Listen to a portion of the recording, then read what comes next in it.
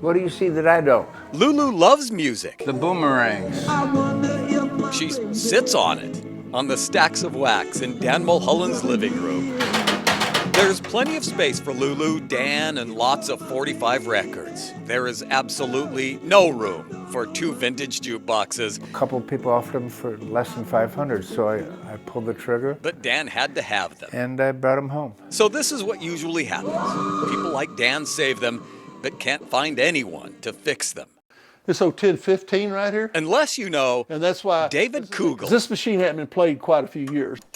Have you ever wanted to turn your passion into your job?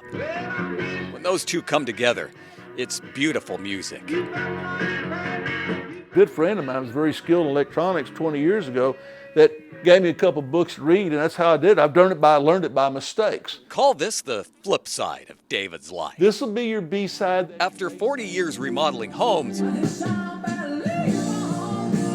found he was good at this. You got your output. This is what raises your record up, and I enjoy it.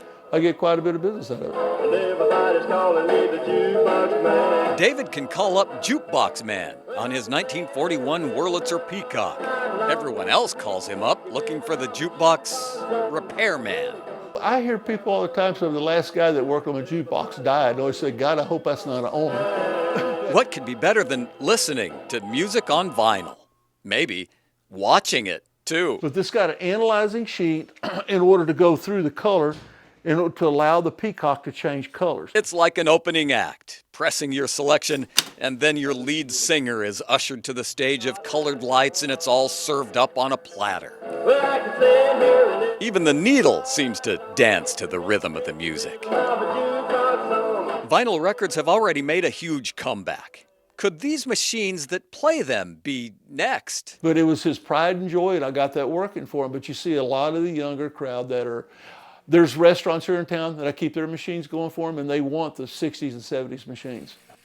Every record has A-side, B-side. Turns out, David's B-side of life That's a good song to play right here. may be his most fulfilling selection, because he knows there are people like Dan out there who saved a couple, even with little space for them. Ideally, when I get this thing not restored, but really up to snuff, I want to have it for parties so I can make, all that money I'll make for my, a quarter here and a quarter there, I'll probably buy a Cadillac.